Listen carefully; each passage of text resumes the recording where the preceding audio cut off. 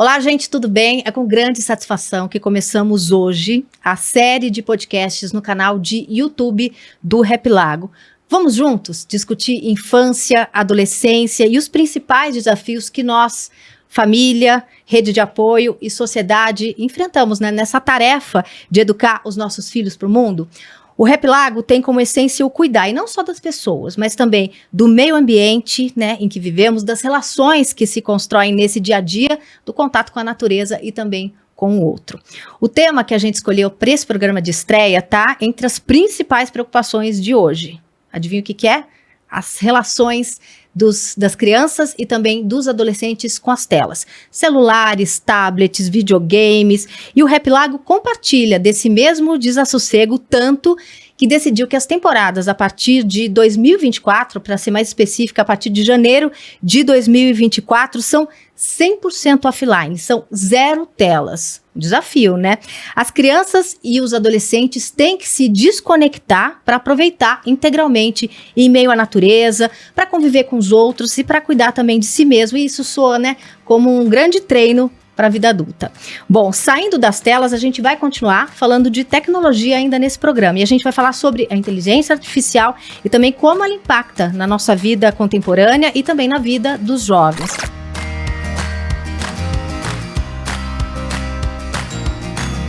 Bom, para isso, nesse primeiro episódio, a gente convidou aqui para essa conversa a psicóloga Andréa Jota, que é fundadora do Laboratório de Psicologia em Tecnologia, Informação e Comunicação da Pontifícia Universidade Católica de São Paulo, a PUC, e o educador, escritor e consultor da Unesco para a Educação Midiática, o Alexandre Sayad, que também é mestre em Inteligência Artificial também pela PUC. Comigo, na condução dessa conversa, dessa entrevista, o Vitor Criscuolo, que é diretor do Rap Lago. Obrigada pela parceria, Vitor. Obrigado, Rita. Bom, sejam muito bem-vindos. É um prazer ter vocês aqui hoje com a gente. Eu queria começar com você, Andréa. Existe consenso sobre o impacto das telas, né? O que elas podem fazer para a saúde das crianças? E aí tem saúde psicológica, saúde física, né? Elas são tão ruins assim. O que já tem de evidência científica sobre esse assunto?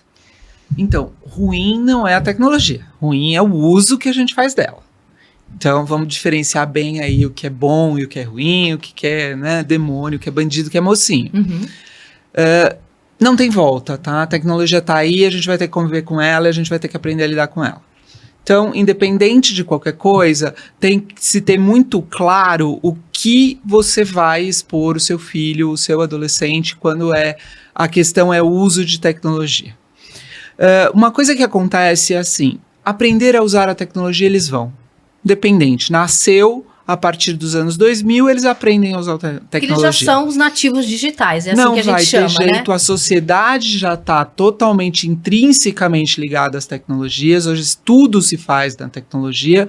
Pós-pandemia, isso óbvio piorou muito e agora a gente tem uma transição de tentar retrazer essas crianças de volta para as experiências face a face. Então, o que a gente tem muito debatido, e muito falado, e muito visto e pesquisado é este ensinamento da tecnologia, eles terão. Dentro da escola, dentro de casa, com os pais, eles terão. Mas quem vai ensinar essas crianças a olhar no olho, a conviver com outras crianças, a ser solidário, a ter comportamentos humanos? Então, na verdade, o grande desafio hoje é ensinar essas crianças a serem humanas. Porque a tecnologia elas vão ter. Independente de qualquer questão ou de qualquer lugar onde elas estejam ou estudem ou qualquer coisa, a tecnologia bem usada, ela é instrumento da sociedade e a gente não tem mais como negar isso, né? Não tem mais como voltar para trás e dizer, bota tudo off. Antes da pandemia, a gente fazia isso. A gente dizia, olha, deu ruim, põe off, tira. Hoje, isso é muito difícil. As escolas entraram nisso, as igrejas entraram nisso, e as grandes instituições em geral entraram nisso. Então, o grande desafio que a gente tem visto hoje é justamente isso, tirar essas crianças e ensinar também esses pais a terem consciência de que o uso que eles fazem vem diretamente refletido no uso que esses filhos farão. Legal, eu li um livro do Jonathan Haidt, que é aquele livro sobre geração ansiosa, né? E ali ele determina, ele faz até uma brincadeira, né, que os nascidos entre 2000 e 2010, se não me engano, que colocaram na água, né, porque todo mundo desaprendeu a socializar, né, então tem uma brincadeira interessante. Mas um fato que ele traz é que ele recomenda que o uso de celulares, de smartphones, seja a partir dos 14 anos e o uso de redes sociais a partir dos 16 anos. O que você acha disso? E se aplica para o Brasil isso? Porque tem uma questão de diferença, né, em relação ao que a... Enorme. Eu acho que assim, o Brasil ele tem várias coisas que de certa forma facilitam um pouco nesta questão. Primeiro, o nosso Wi-Fi é muito ruim. Então ele já é excludente naturalmente. Se a criança é muito ansiosa, ela não aguenta ficar ali esperando até baixar e carregar, e o negocinho roda. Então ela já é automaticamente excludente por uma questão social, né? Óbvio que a gente não está falando de classes que podem ter esse Wi-Fi super ultra blaster e que consegue carregar tudo que quer. Enfim, na sua grande maioria ela é excludente. Por conta do próprio Wi-Fi mesmo, por conta das coisas que acontecem aí. Outra coisa, a gente não tem grandes períodos de frio, onde as pessoas são realmente obrigadas a ficar dentro de casa. A gente tem uma questão climática muito importante, a gente tem uma série de outras questões aí, até sociais, que facilitam, de certa forma, que a gente não entre tão profundamente nestas questões que as pesquisas americanas e europeias muitas vezes indicam. Então, aqui no Brasil, a gente segue alguns caminhos um pouco mais leves nesse sentido, mas um pouco mais pesados nas questões sociais quando isso envolve pais e mães que não têm muita sapiência do uso daquilo, então acabam liberando muito mais por inocência e por achar que o filho sabe mais que eles, né? Por uma despotencialização desses pais e educadores do que necessariamente por uma questão mesmo é uma questão de uso por escolha, né? Então você chega nos Estados Unidos, você chega na Europa, até você ter os gadgets, os jogos, os games, é tudo muito mais barato, tudo muito mais fácil, o acesso deles é mais fácil, as classes sociais são mais uniformes, então a gente tem uma grande diferença entre uma coisa e outra. Não que as nossas crianças não estejam ansiosas, é que eu não acho que a ansiedade vem diretamente ligada ao uso da tecnologia, ela vem diretamente ligada ao abuso do uso. Então, é quando a criança abusa desse uso em que esta geração fica mais ansiosa, porque é óbvio, os conteúdos que ele tem acesso ali, quando ele está no abuso, são conteúdos que ele não necessariamente está maduro o suficiente para lidar com. Então, ele vai ter acesso, óbvio, se ele fica ali 8 horas por dia na tecnologia, ele vai ter acesso a uma série de outras coisas que talvez ele não tivesse acesso se ele não estivesse na tecnologia. Alexandre, os nascidos, né, como o Vitor disse, depois de 2010, são chamados de geração alfa, né, que são esses nativos digitais. Eles nasceram e cresceram nesse ambiente tecnológico com esse estímulo, né, constante e um acesso mais fácil à internet. Eles não passaram por aquela coisa de internet de escada que nem a gente, né? Tinha que esperar da meia-noite para conectar. Para eles é tudo mais fácil, né? Tem um lado positivo quando a gente pensa na formação dessa geração? Olha, eu acompanho, assim, Rita, muito essa questão das gerações como são nomeadas e deixadas de ser nomeadas, mas muitas vezes eu não concordo muito com essas nomeações. Essa própria questão do saber mexer, ela não é bem assim, né? Porque o saber mexer que eles têm é uma questão mais de habilidade, mas a construção ética do saber mexer necessita de um acompanhamento, né? De alguém maduro. De alguém maduro. Então, o saber... dizer que uma geração, ela tá... Eu discordo um pouco, assim... A começar da geração XY, que uma geração é mais... aprende mais rápido a mexer. Muitas vezes é um mexer instrumental. Mas tem um outro olhar também, que tecnologia é mediação da gente com o mundo, né? É como a gente enxerga o mundo. A televisão, poxa, foi a nossa mediação com o mundo dos anos 80 inteiro, 90 inteiro, né? 70 inteiro. E a escola jogou pela janela, né? Teve durante muito tempo. Até o surgimento da TV Cultura, até o Vila Sésamo surgir, a televisão era demonizada. Não, ia destruir a infância. Ia destruir a infância. Uhum. Então, eu gosto de olhar isso que você está trazendo como linguagem, Porque, no fundo, eu acho que o que difere das gerações é a maneira como elas se expressam e trabalham com o mundo. Se a gente considera que a gente tem uma cultura digital, né, que os algoritmos e as telas mediam nosso olhar para o mundo, tem uma coisa aí que é além do instrumental, né?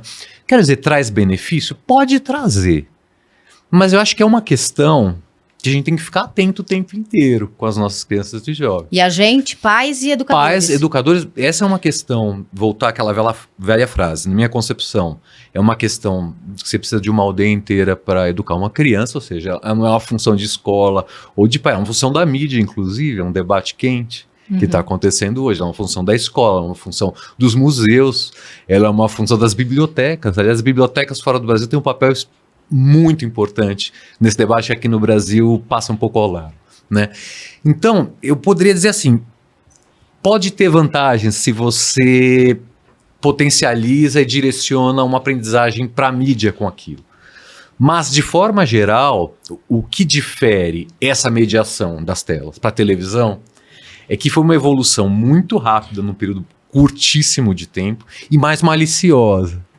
Mais maliciosa no sentido de mercado mesmo, né? O algoritmo tá de sedução, de vício. Apesar que a gente falava que foi feito para isso. Foi feito para isso. Mas a televisão também tinha sido feita para isso de uma maneira mais rústica. O que a gente conseguiu ver em relação à diferença entre televisão e internet é a interatividade. A televisão, você só consumia aquele conteúdo e a tua possibilidade de manejo daquele conteúdo era muito pequeno, era a sua escolha de canais, você podia escolher um, outro. A TV não sabia o que você gostava mais ou menos e te oferecia mais, né? É uma diferença, aí a gente vai entrar num lado mais de marketing mesmo, que entra nessa diferença entre quem lava mais branco porque tá na novela das 8, ou na internet quem lava mais branco porque você vai pegar o sabão e vai esfregar ali e vai realmente fazer uma comparação de quem lava. Mas isso era uma visão super romântica da internet quando não existiam os algoritmos. A partir dos algoritmos, eles também passam a querer,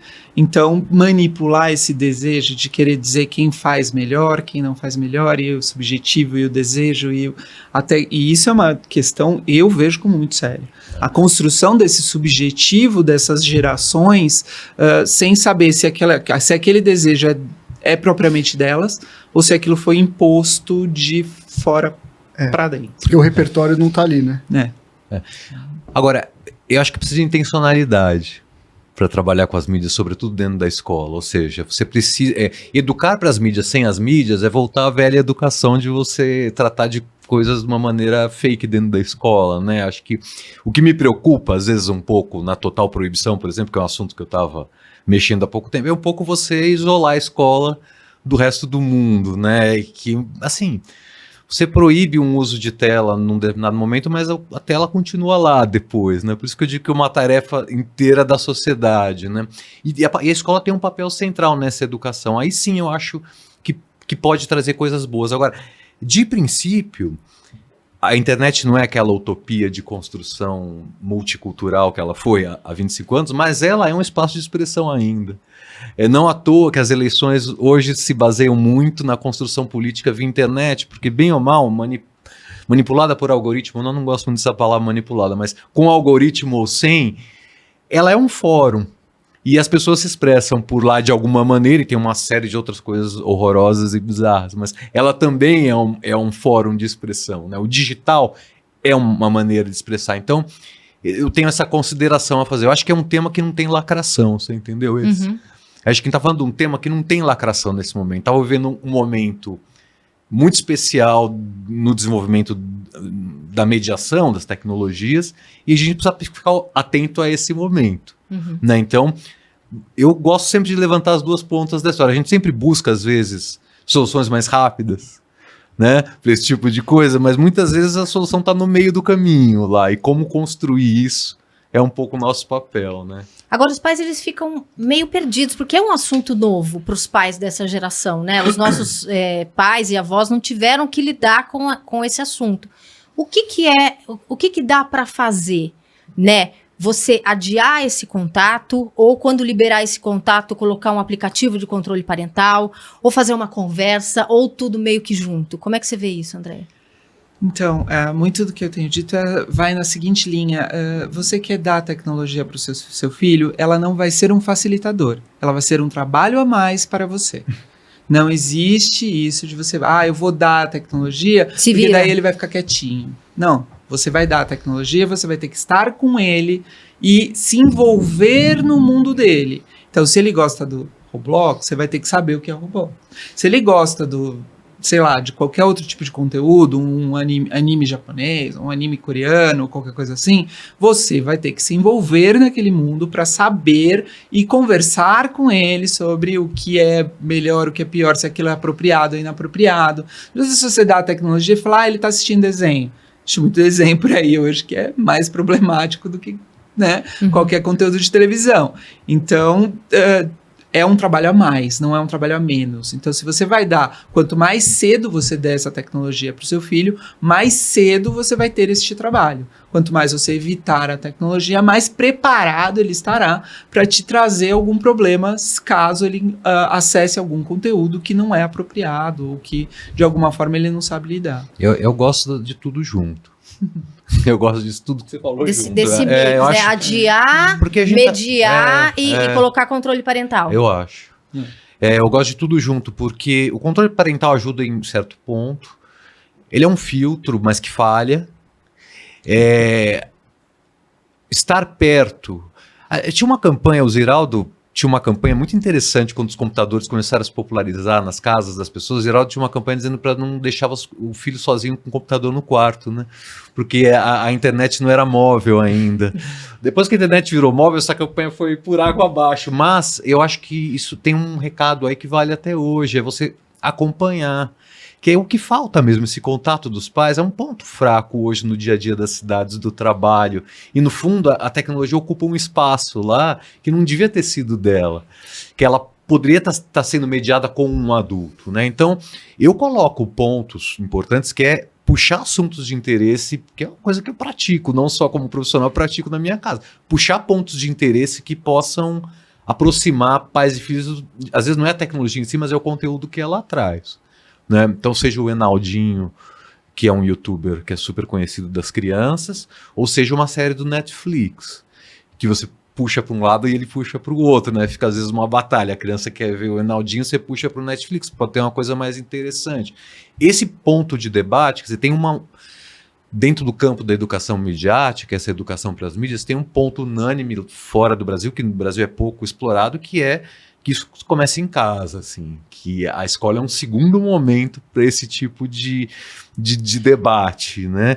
E isso começa, o primeiro país que teve isso, teve um departamento dentro do Ministério da Educação que olhasse para o consumo de notícias, por exemplo, foi a França, foi com Clémy, né, que foi o primeiro departamento ministerial que começou a pensar, a escola tem que olhar para isso, mas ela começou a pensar porque a cultura francesa tem esse hábito de debater notícia na sala de jantar, né? Isso é uma coisa antiga, então puxa um pouco disso. Então, esse tipo de contato com mais um filtro parental, com retardar, esse livro causou muito impacto no meio, e essa história de retardar eu acho que faz todo sentido nesse momento, retardar o contato.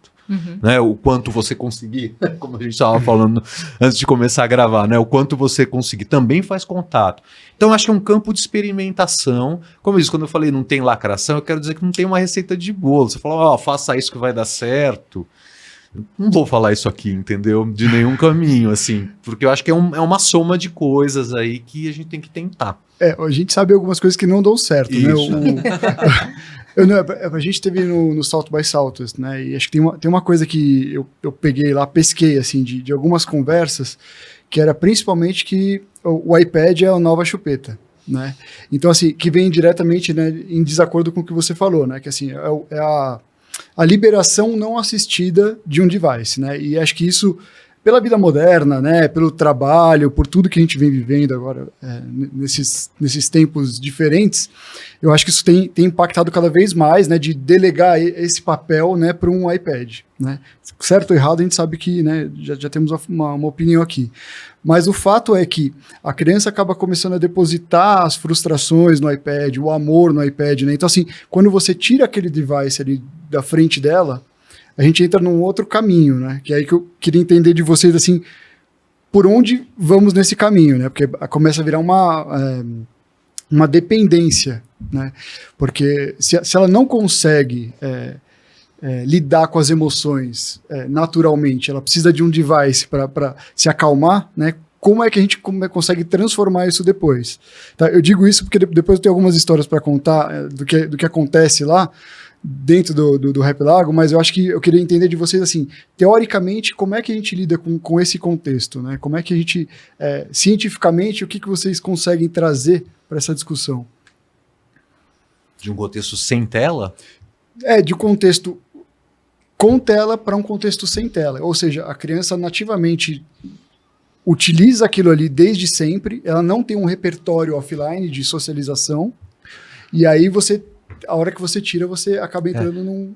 O retardo do contato e o trabalho assistido, eles evitam um pouco esse salto tão grande, né? Uhum. Eu acho que isso vai acontecer muito se a criança não tem nenhuma mediação, né, com aquilo e tem um consumo excessivo desde muito pequena, Uhum. né? Eu percebo que esse alerta do vamos retardar um pouco o contato tem funcionado nos últimos 6 meses para cá, porque isso é um estudo novo, né? E as pessoas estão levando mais a sério, eu acredito. Eu acho que, bom, esse salto drástico eu não sei te falar, mas o que eu percebo é que você deve perceber no Rap Lago que os momentos de detox abrem os poros das crianças para descobrirem outras coisas. E quando elas voltam desses momentos de detox, podemos chamar assim, elas voltam com outros ganchos de interesse.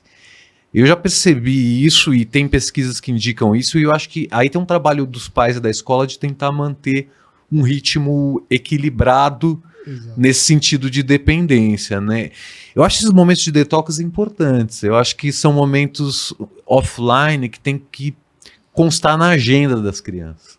Pelo menos eu tenho feito um pouco isso. Está na agenda da família, né? Os momentos sem tela, que podem ser uma viagem, pode ser uma experiência, mas podem ser no cotidiano da cidade também, no dia a dia seu, né?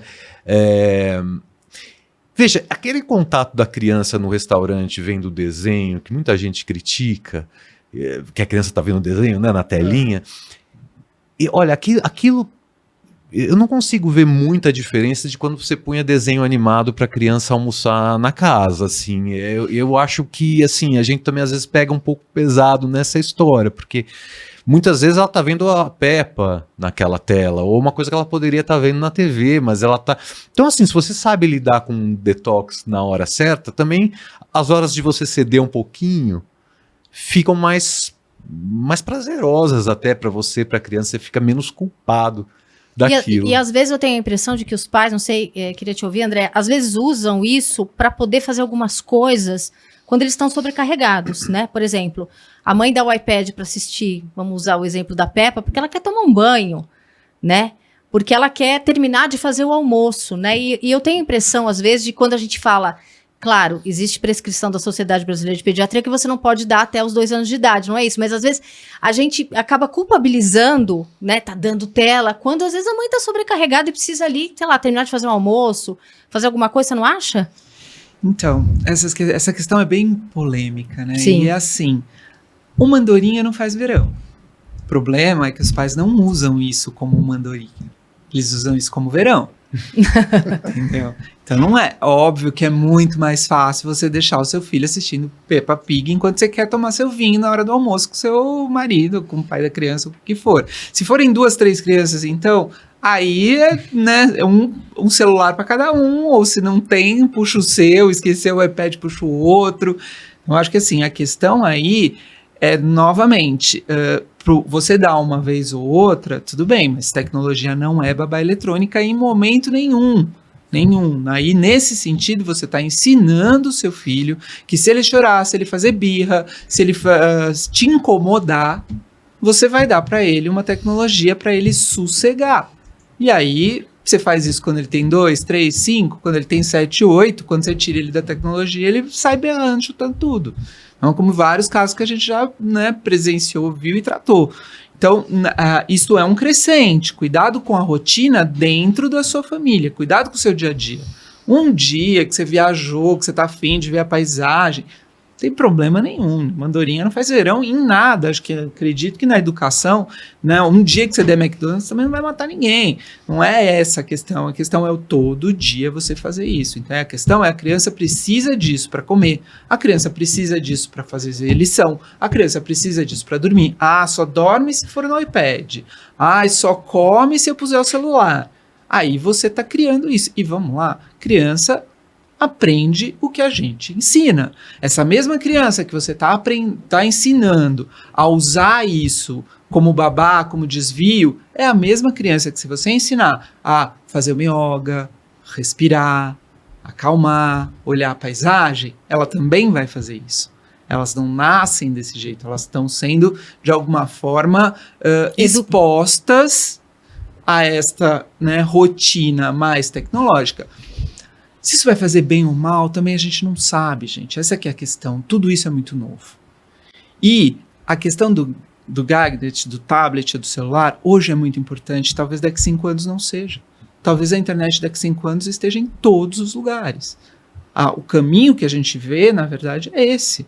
Hoje você tem uma Alexa, hoje você tem uma inteligência artificial que vai te levar a ter a tecnologia disponível de qualquer lugar. Então, se você não ensinar o seu filho, se você não der para ele outros repertórios, você vai ter no futuro um adulto mais restrito. E aí é curioso, porque a escola que bane o celular, e olha que eu trabalho em algumas que eu trabalhei para isso, mas ela assina um atestado de incompetência.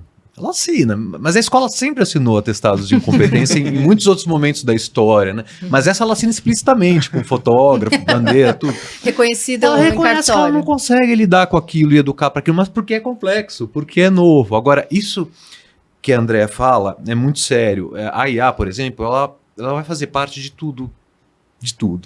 Das coisas, ela vai estar transparente, ela vai ser invisível, ela já é invisível, né? Aí a diferença que eu gosto de falar do algoritmo e da TV é justamente porque o algoritmo é invisível, ele está acoplado em outras coisas. A TV você tinha que ter essa caixa aqui, então já tinha algo que, né, mostrava que tem uma mediação. A IA você às vezes não sabe que está sendo mediado por uma IA. Se você não educa para isso, cai um pouco para mim, vou dar um exemplo aqui, algumas pessoas não vão gostar, mas cai um pouco para mim no exemplo da escola Waldorf, assim, um pouco, que eu respeito por muitos motivos. Mas que a tecnologia está completamente apartada. E, assim, começou a ter muitos problemas, sobretudo com os jovens de uns anos para cá, porque apartou de uma maneira... Que o mundo lá fora não é assim, e quando estourou um problema, virou um mega de um problema. Não é um problema que ela conseguiu... Eu fiz uma vez um debate. Eu fiz também. Eu fiz com o centro de formação. Que era super desse sentido. E a minha discussão com ele era justamente essa. Se você não ensina onde está o bicho-papão, como é que essa criança vai enxergar o bicho-papão? O bicho-papão vai comer, ela não vai estar nem vendo. Ela não vai estar nem percebendo. Quer dizer, a questão é... Teremos a tecnologia? Teremos a tecnologia. Teremos a IA? Teremos a IA. E aí, vamos ensinar essa criança a ter senso crítico. Peraí. Isso aqui é de verdade, isso aqui é mentira? Isso aqui é real ou isso aqui é imaginário? Né? Vamos dar para ela essa noção para que ela possa fazer um bom uso da tecnologia, uma vez que a tecnologia vai estar totalmente enfiada na nossa sociedade. Exato. E encarar, né, André, essa questão, você como psicólogo, a gente está aqui numa mesa multidisciplinar. Essa é uma questão multidisciplinar. Você deu o exemplo da Sociedade Brasileira de Pediatria. Eu gosto muito da visão dos pediatras. Aliás, eu participei de uma formação com pediatras uma vez que foi muito interessante. Eu tenho muitos médicos assim que falam, mas o olhar puro da pediatria para a questão das telas é muito funcional, é muito instrumentalista. Ele não resolve a questão. Esse manual está pendurado no site da SBP há muito tempo. E prescrita ali, prescrita ali, mas assim, fumar faz mal para a saúde, mas tudo bem. Obrigado por avisar, né? Mas e as nuances, né? Exato. E como é que você... Então, se você não trata isso de uma maneira multidisciplinar, que envolve outras questões, né? A psicanálise, a educação, o comportamental, a sociologia, a antropologia, há tantas outras, que periga você dar uma solução simples para um problema complexo, mas o problema não é esse, é você dar uma solução simples que não funciona. E eu acho que é disso que a gente está tratando na maioria das vezes, né? Bom, gente, eu comentei aqui no início do podcast, né, como é que o Rap Lago decidiu que a partir de 2024 as temporadas iam ser 0 tela, 100% offline. Pois o Vitor vai trazer aqui pra gente como é que foi os bastidores dessa discussão, mas a gente vai então a Leme, onde fica o acampamento, para ouvir a Isabela Montesso, que é coordenadora da recreação do Rap Lago, e ela vai contar um pouco pra gente como é que foi isso. Oi, tudo bem? Eu sou a Bela, eu trabalho aqui no Rap Lago e hoje vim contar uma situação pra vocês que aconteceu comigo na última temporada agora de janeiro. Eu tava numa roda de conversa com umas meninas que já eram um pouco mais velhas e no primeiro dia elas contaram pra mim que uma insegurança delas era ficar tanto tempo sem mexer no celular. E aí, mais pro final da temporada, a gente tava tendo essa conversa e elas contando o quão conectadas elas estavam com a energia aqui do rap, com as brincadeiras, com os monitores. E aí elas se deram conta de que já tinha passado tantos dias e elas nem tinham sentido falta do celular. Isso foi muito positivo. Vitor, como é que foi essa decisão? Aposto que não foi fácil. Foi uma decisão corajosa, né? Embora a gente soubesse que os pais concordassem plenamente, a gente, né? Porque assim, a gente lida com as crianças, mas, né, no final das contas, a gente lida... Exatamente. Então, a gente tinha uma dúvida, assim, em relação às crianças e adolescentes, como reagiriam.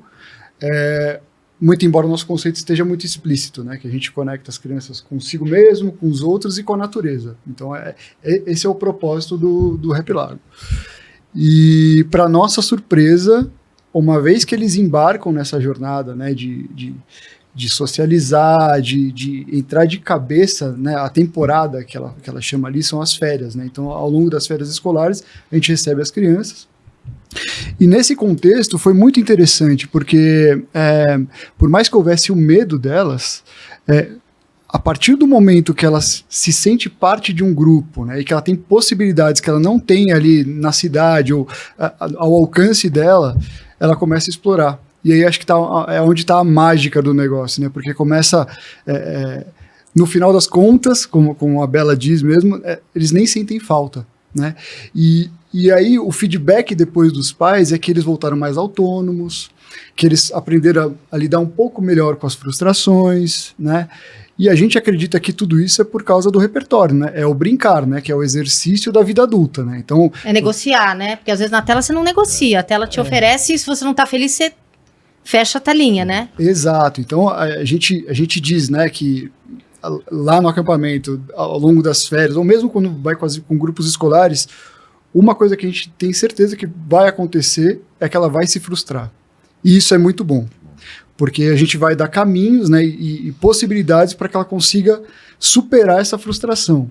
E aí acho que é onde está a grande mágica do negócio, né, que a gente vê que a partir do momento que ele supera, que a criança, o adolescente supera essa frustração, ela se fortalece e ela fala, opa, então...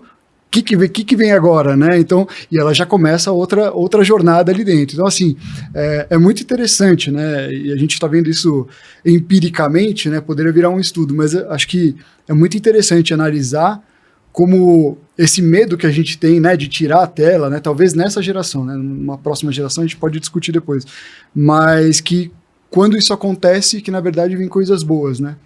Eu queria pegar esse gancho deles para perguntar para vocês o seguinte: ali, no caso do Rap Lago, você tira a tela, mas você oferece a natureza, atividades ao ar livre, um lago, a piscina, grupos em um lugar muito seguro, né? Você acha, André, que é por isso que é possível esse offline? Porque tem o lá fora ou não? Não. Como é que você vê isso? É só atrativo, mas você tem livro, você tem... conversas, você tem o vizinho, você tem até o não fazer nada. Super importante. Na cidade, por exemplo. De ficar olhando o teto. E por que será que eles topam essa troca, então? Como assim? Porque o feedback que eles têm, né, das crianças é que elas toparam ali largar essa tela, né? Por que deu tão certo?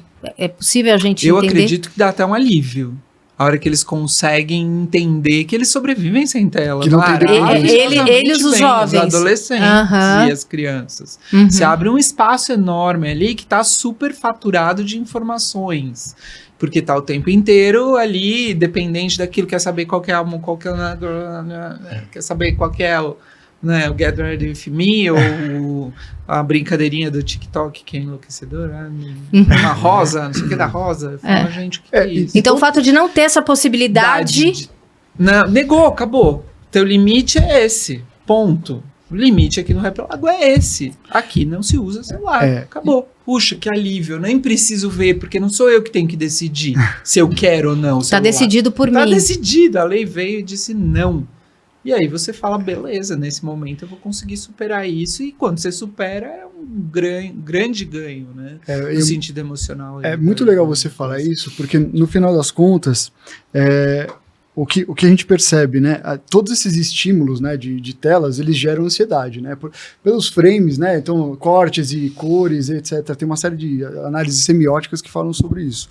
E quando a gente vê eles desconectando disso, acontecem outras mágicas que a gente chama lá de atenção plena. Então, eles começam a ver o peixinho que pulou do lago, sabe? Que assim... Numa cidade, num ambiente urbano, você não consegue prestar atenção, né? No máximo você tropeça numa pomba, sei lá, né? Um negócio meio corriqueiro. Mas ali você vê, sei lá, o preazinho correndo de um arbusto para o outro, entendeu? E acho que isso a gente vê como tão valoroso para que eles consigam perceber o mundo ao redor e perceber que o ambiente que eles estão, ele é vivo também, né? Porque quando você está focado em uma coisa só, você se desconecta de todo o resto, né? Então, a gente percebe que durante a temporada isso muda, e eu acredito que quando eles voltam e se confrontam de novo com a realidade, eles têm um aprendizado, eles retomam. Às vezes eu tenho a impressão que essa troca, buscando a tua pergunta, às vezes é pela experiência. Eu acho que a negociação é sempre baseada na experiência da troca do celular. Acho que isso é uma negociação que funciona bastante. Uma troca por experiência. Você trocou o celular por uma temporada.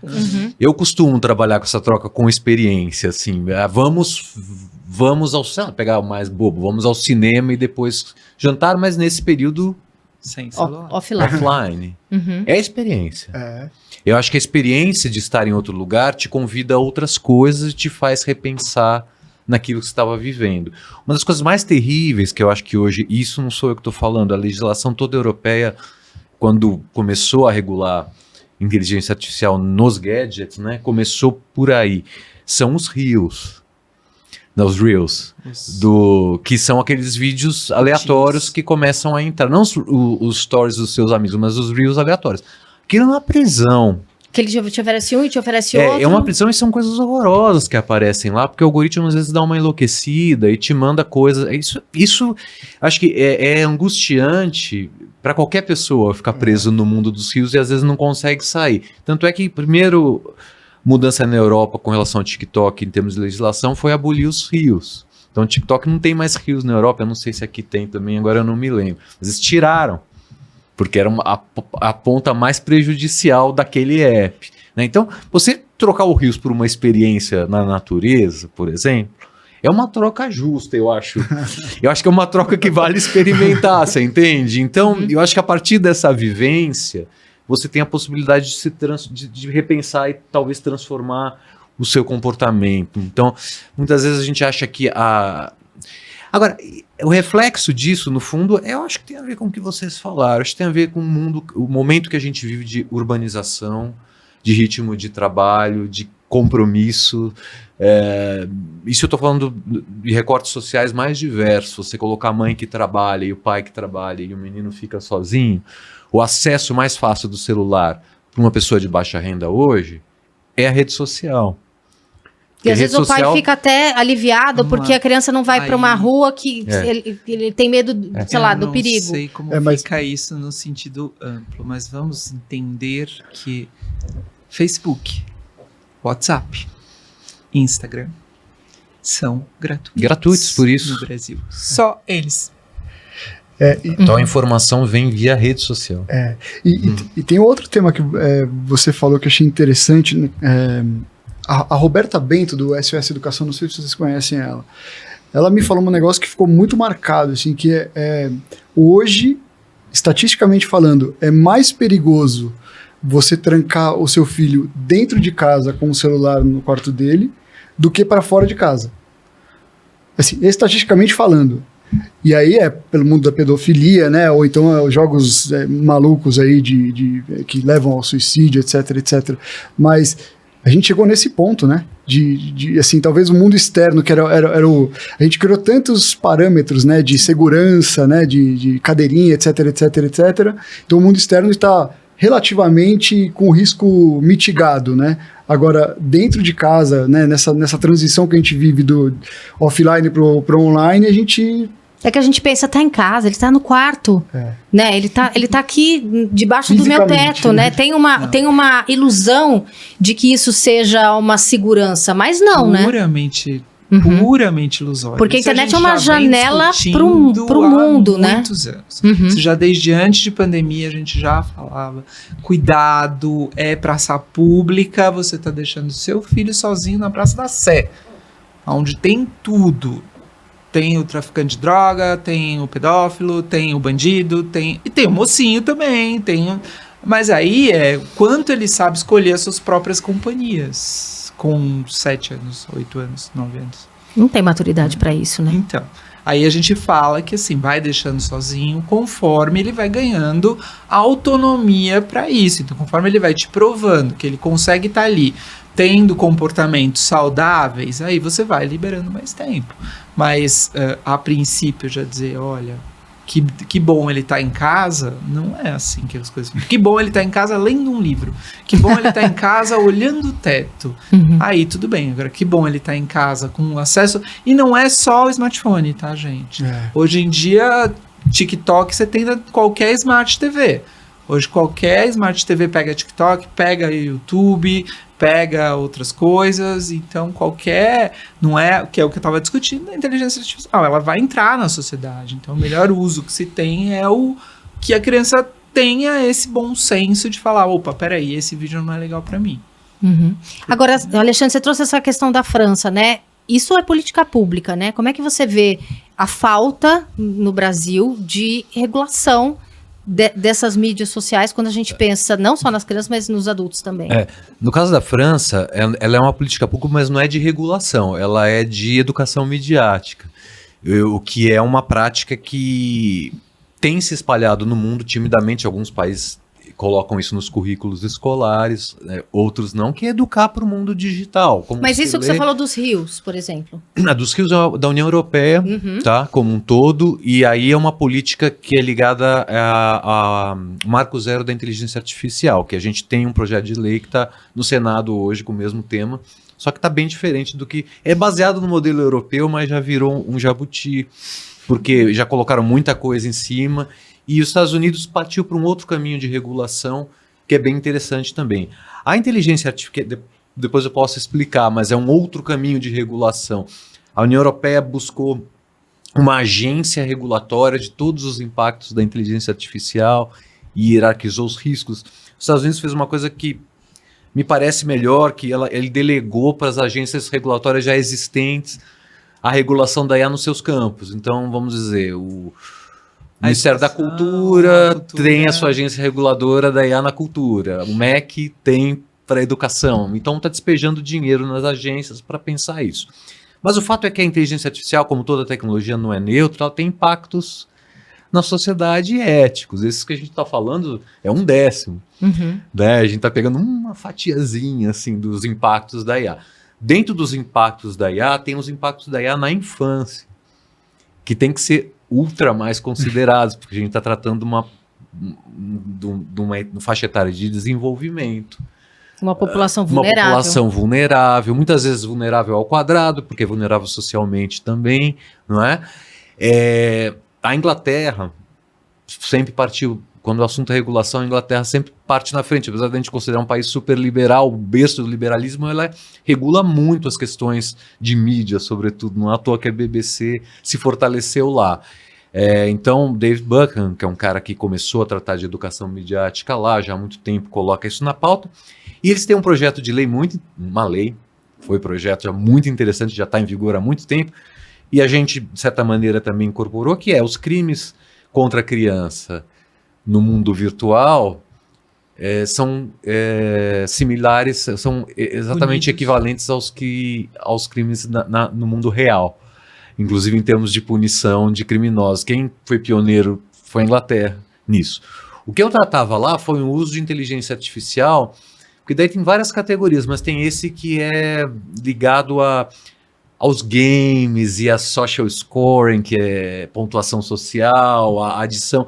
E aí, para os apps para menores de idade, tiveram uma série de restrições. E uma delas foi tirar o Reels fora, né? No primeiro momento que essa lei veio. Mas essa lei se complementa com muitas outras regulações que existem, né? A André falava da praça, né, de debate. Pior que essa praça, onde todo mundo vai conversar, é que ela é uma praça privada, ela não é pública. Isso pior ainda, porque os seus dados todos que estão lá estão indo para alguém que vai vender os seus dados muitas vezes. Esse é um outro impacto que a IA tem em cima dos dados, que a gente tem uma lei de proteção e tal, mas vai muito além da lei de proteção. Quando você está emprestando seus dados? Você não sabe. Um dos motivos que os Estados Unidos cogita banir o TikTok, que ele fez uma contraproposta de que teria que ter um acionista americano para comprar o TikTok nos Estados Unidos, ou então ia banir. Passou no Senado. Por quê? Pelo duto de dados que de cidadãos americanos vão ser passados para a China, e a China...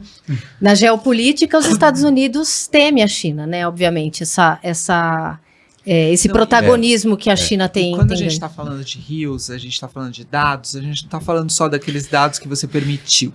Você não está falando só daqueles dados, meu nome, meu telefone, não. Você está falando do tipo de imóvel que tem atrás, do tipo de televisão que você usa, do tipo de microfone ou de maquiagem que você está usando, tipo de bancada, sua cara. Você está falando de...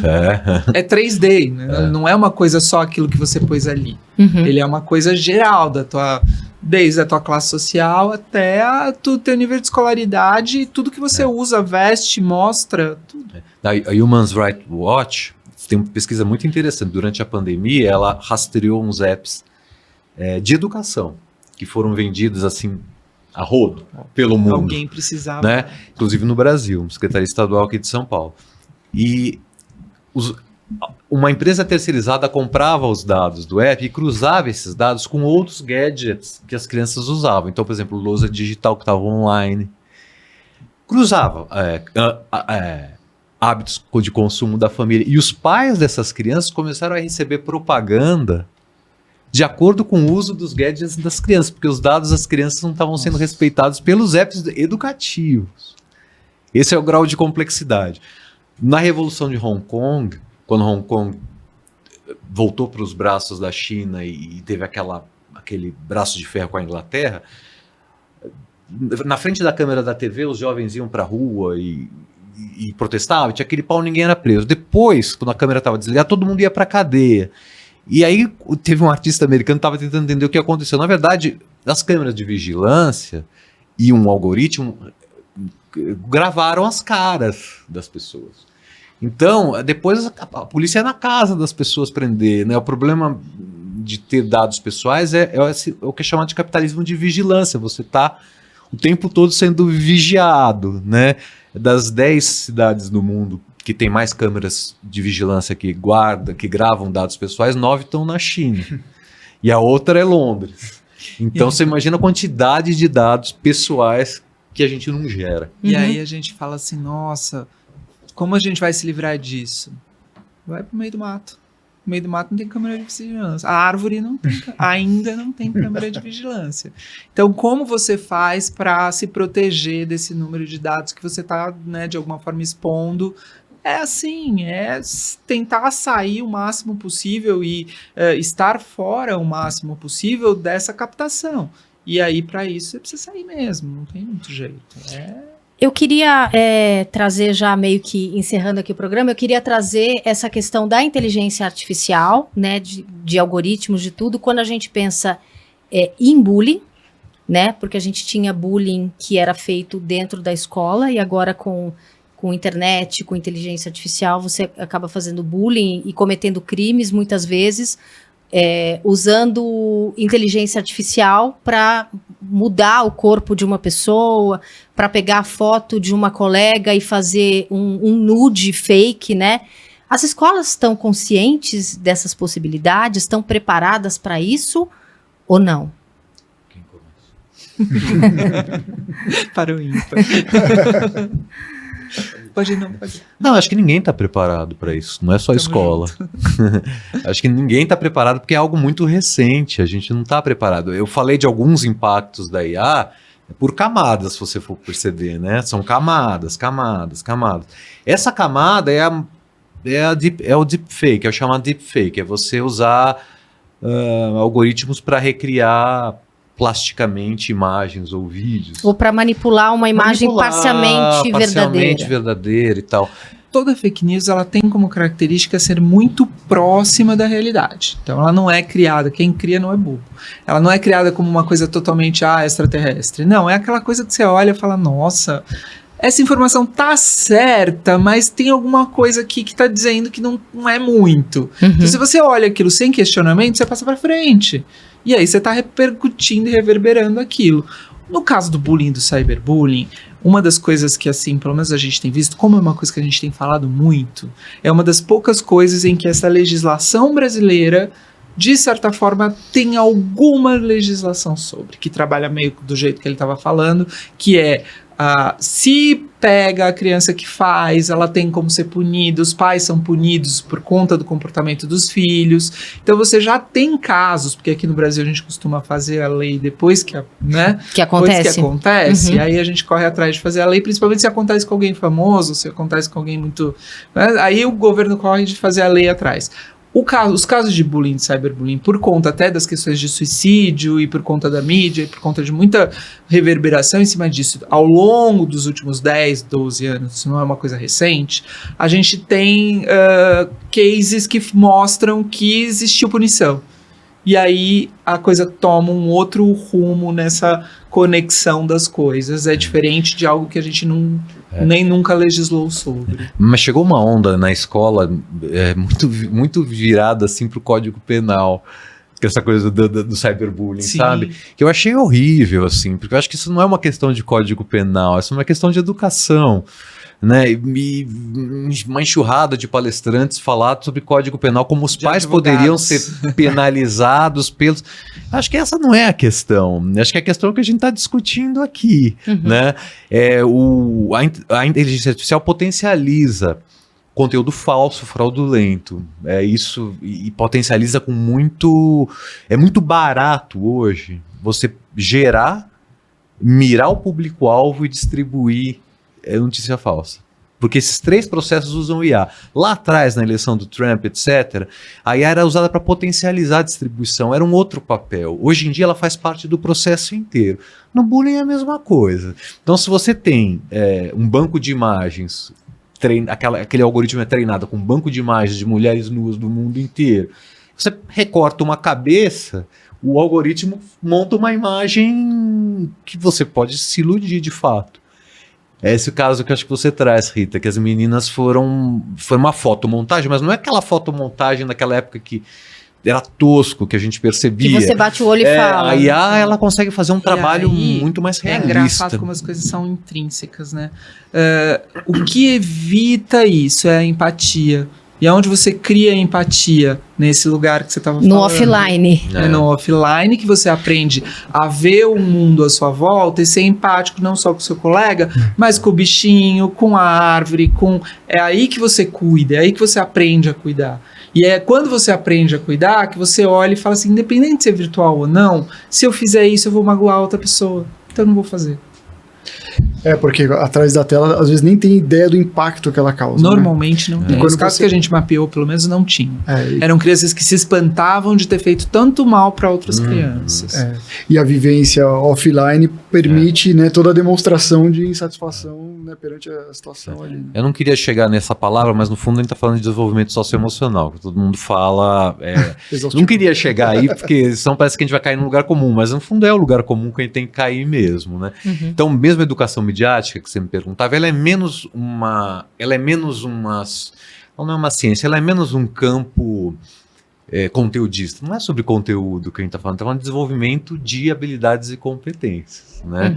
E essas habilidades e competências para lidar com esse mundo que a gente discutindo aqui hoje. Eu ia exatamente estimular isso, porque para nós, quando a gente definiu que não teria telas, a gente acredita muito em soft skills, em todo o desenvolvimento. Então, eu vou fazer isso para fazer uma pergunta para você em relação à inteligência artificial, mas a gente acredita em tudo isso que vocês falaram, e também a gente acredita que as profissões do futuro, elas vão necessitar de muito mais envolvimento no emocional, né, e que é essa conexão, que é exatamente o desenvolvimento socioemocional, para que você consiga fazer o prompt corretamente. Então, assim, você sabe o que você quer, como deve ser feito e aonde você quer chegar, né? Então, você precisa ter um raciocínio lógico, né? E tudo isso é criado através de vivências, experiências, né, de frustração, né? Então, a gente acredita que esse seja um caminho de profissões do futuro. E aí, eu entro um pouco na questão ética, assim, como é que a gente... tem o caso da Tesla, se não me engano, né, do carro autônomo, que tem um senhor de idade de 80 anos e uma criança com uma babá de 5 anos, né? E o carro ele tem que desviar para algum lugar e, assim, a questão ética é para onde ele vai desviar, né? Quem que ele vai... Quem vai atingir. Exato, né? E como é que você vê isso aplicado na educação, né, no desenvolvimento da inteligência artificial para esse tema que a gente está trazendo aqui? Olha, tem sido chamado, assim, dentro da educação midiática, tem um campo, uma palavra nova que surgiu, que é alfabetização algorítmica, ou educação para IA, né? Eu não gosto de chamar com esse novo termo, apesar que esse termo, na minha pesquisa, eu acho que ele surgiu na década de 90 ainda. Então não é uma coisa tão nova assim, mas começou a se usar muito. Acho que esse é um campo para a educação midiática dentro da escola, né? Quando se fala do uso ético, da compreensão. O problema da IA, sabe qual foi a primeira questão que os legisladores europeus encontraram quando começaram a legislar sobre IA? Foi definir a IA. Esse que é o problema da IA que a gente está vivendo, porque ela mesmo, entre a programação, né, clássica e a IA, tem um campo nebuloso lá no meio, e muitos pesquisadores puxam para cá, outros... Então, assim, é uma coisa muito nova, né? A Dora Kaufmann disse que a gente começou a legislar antes do tempo. Ela brinca dizendo que ela acha que o Brasil começou a legislar antes do tempo que tinha que legislar. Agora, por que eu estou falando isso? Porque o primeiro ponto é você saber o que é a IA, onde ela está, como ela funciona e quais são os impactos éticos. Todo mundo tem que saber isso nesse momento, né? Minimamente. Sim. Né, uma definição. Depois, você vai ter que se inteirar dos desafios éticos, né? Tem toda uma questão aí, eu acho que tem uma tendência que eu acho que é a mais interessante hoje quando se fala disso, é se pensar na ética por design, ou na ethics by design, que é você desenvolve o algoritmo, como a gente está aqui agora, eu falei da equipe multidisciplinar, você desenvolve o algoritmo com uma equipe multidisciplinar, no desenvolvimento do algoritmo, com um eticista, sei lá, um filósofo, com, né, pessoal de ciências humanas, sem esquecer, o técnico, né, a psicóloga, enfim, todos lá, e homens, mulheres, trans, negros, brancos, para que você garanta essa diversidade no desenvolvimento do algoritmo, porque há alguns impactos éticos que você não resolve depois que o algoritmo está pronto, você tem que matar e construir de novo, construir do zero, né? Então, a transparência algorítmica, né, e a ética por design são dois movimentos que eu acho muito interessantes para a sociedade como um todo.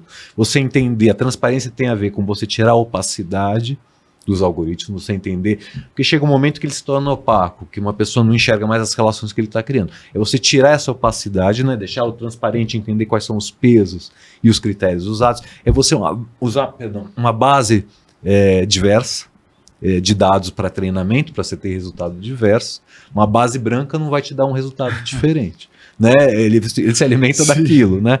E o outro campo é você ter sempre uma equipe multidisciplinar lá envolvida nesse desenvolvimento. Vou dar um exemplo real muito interessante. Na Escola Sesc do Rio de Janeiro, o professor Charles Pimentel, ele acoplou um algoritmo muito simplesinho, uma rede Wizard, que você vê ela funcionando assim, é muito legal, num robozinho da aula de robótica, para ele reconhecer formas e tomar decisões de acordo com a forma que ele reconhecer. Então, se ele visse um círculo, ele ia para um lado. Né?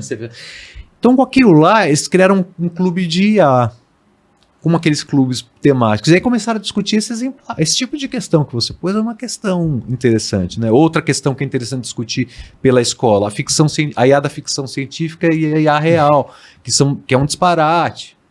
Né? É um disparate, não chega a pé. São questões que fomentam a curiosidade e ensinam a gente mais sobre como ela funciona. Bom, gente, eu queria agradecer muitíssimo aqui a presença no estúdio da psicóloga Andréa Jota, que é fundadora do Laboratório de Psicologia em Tecnologia, Informação e Comunicação da PUC São Paulo, e também do educador, escritor e consultor da Unesco para a Educação Midiática, o Alexandre Sayad, que também é mestre em Inteligência Artificial pela PUC. Muito obrigada pela presença de vocês. Obrigado a vocês pelo E queria convite. agradecer ainda ao Vitor Criscuolo, diretor do Rap Lago, que foi meu parceiro aqui nessa entrevista. Obrigada a você que acompanhou essa discussão aí do outro lado da tela, ou também pelos tocadores de podcast. Deixe o seu comentário, já siga o canal do Rap Lago no YouTube, porque tem muito mais conteúdo de qualidade vindo por aí. Muito obrigada, até a próxima.